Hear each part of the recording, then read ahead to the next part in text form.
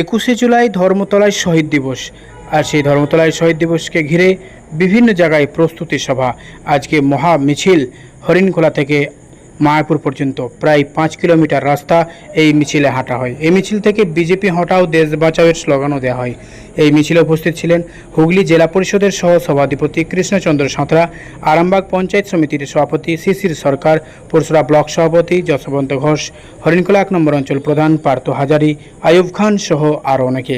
কি বলছেন আজকের এই মিছিল থেকে কি বার্তা দিলেন আমরা শোনাবো, দেখতে থাকুন শেষ পর্যন্ত।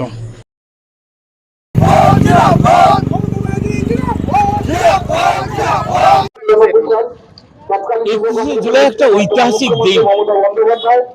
1993 সালে 21শে জুলাই যখন শান্তি শৃঙ্খলা ভাবে মমতা ব্যানার্জি রায়তাস অভিযান করেছিলেন, no identity no vote, TM Seshan বলেছিলেন, সেটা রূপ দিয়েছিলেন। 95 সালে রূপ পেয়েছিল। আজকে আমরা ভারতবর্ষে নয়, পৃথিবীতে যেখানেই যায় আইডেন্টি কার্ড দরকার হয়। তার মূল হচ্ছে কারিগর হচ্ছে টিএম সেশন বলেছিলেন, রূপ দিয়েছিলেন মমতা ব্যানার্জি। সেই দিন তিনি যে রূপ দিতে যে শান্তি শৃঙ্খলা ভাবে অভিযান করছিলেন, সেই অভিযানে 13 জন তত্ত্বাজার যুবককে গুলি করে গোটা কলকাতাকে রক্তাক্ত করেছিলেন। এবং আমাদের দিদি মমতা ব্যানার্জিকে সেই দিন মেরে দেওয়ার একটা ওদের পরিকল্পনা ছিল।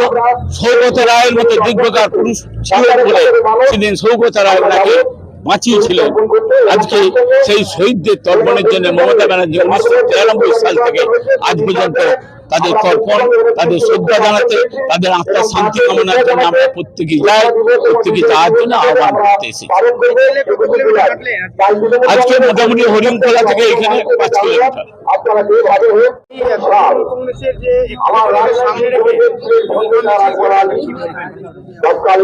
এর ব্যাখ্যা আপনারা দেখেছেন, এর কোনো ব্যাখ্যা বলে বোঝানো যাবে না। আজকে 7 কিলোমিটার রাস্তা, যেভাবে এই হরিণখোলার 1-2 মানুষ আজকে পায়ে পা মিলিয়ে যেভাবে মায়াপুর পর্যন্ত হেঁটেছে, এনাদের ধন্যবাদ জানাই। যে এতটা রাস্তা মানুষ হাঁটতে পারছে না, তবুও মমতা ব্যানার্জি, অভিষেক ব্যানার্জি যে আজকে 21শে জুলাই ধর্মতলায় যাওয়ার যে ডাক দিয়েছে, তার জন্য মানুষ কাতারে কাতারে যেমন বেরিয়েছে, তেমন রাস্তায় যতই কষ্ট হোক আমরা মায়াপুর পর্যন্ত যাবে, এই ওনারা পা মিলিয়েছে। এইটা আমাদের ওনাদের কাছে আমাদের ধন্যবাদ জানাই। আমরা এইখান থেকে মানুষ আমরা গাড়ি করেছি হরিণখোলা 1 এবং 2 থেকে, আমরা ট্রেনেতে মায়াপুর থেকে ট্রেনে উঠবে, তকিপুর থেকে ট্রেনে উঠবে, কিছু তারকেশ্বর থেকে ট্রেনে উঠবে। আমার জেলা সভাপতি ওনার নেতৃত্ব এখান থেকে যাবে হরিণ মোড় পর্যন্ত এবং বাসে যাবে।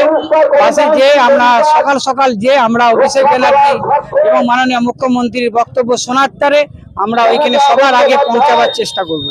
বহু বাড়ির তৃণমূল কংগ্রেস কর্মীদের এত উন্মাদনা কিসে?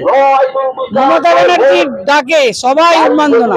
21শে জুলাই যেভাবে আজকে বিজেপি বলেছিল আমরা 29 তোমরা 12, আজকে দেখিয়ে দিয়েছে মানুষ লক্ষ্মী ভান্ডার, স্বাস্থ্যসাথী এবং বার্ধক্য ভাতা, মানুষের 100 দিনের টাকা ফিরে পাওয়া। এ মানুষ আজকে কাতারে কাতারে মানুষ বেরোচ্ছে। ঐতিহাসিক সমাবেশ আজকে ধর্মতলায় হবে এবং হরিণখোলার মানুষ, হরিণখোলা 1 আজকে 3000-এর মতন মানুষ আজকে মমতা ব্যানার্জিকে ভোট দিয়েছে। মানুষ দেখিয়ে দিয়েছে যে আমরা আছি, তোমরা এগিয়ে চলো, আমরা তোমার সঙ্গে আছি। আমি অঞ্চল সভাপতি এবং হরিণখোলা 1-এর প্রধান পার্থ হাজারি।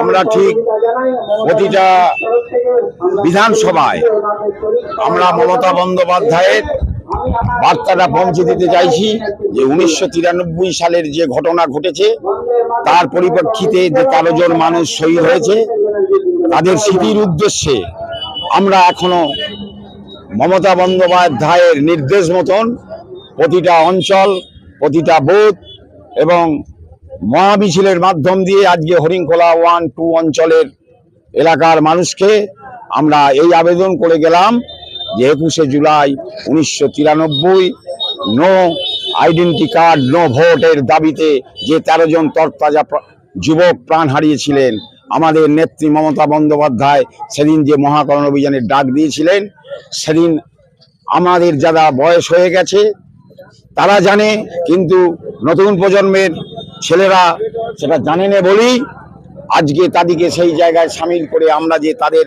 পরিবারের মমতা বন্দ্যোপাধ্যায় যে এখনো ভোলেনি, আজ 31 বছর ধরে এই কর্মসূচি চলছে, সেই কর্মসূচিকে সামনে রেখে আমরা মহামিছিলের মাধ্যম দিয়ে সেই এলাকার মানুষকে আমরা জানিয়ে দিতে এসেছি যে সকলকে ওই শহীদ দিবস উপলক্ষে ধর্মতলায় যেতে হবে আমাদের।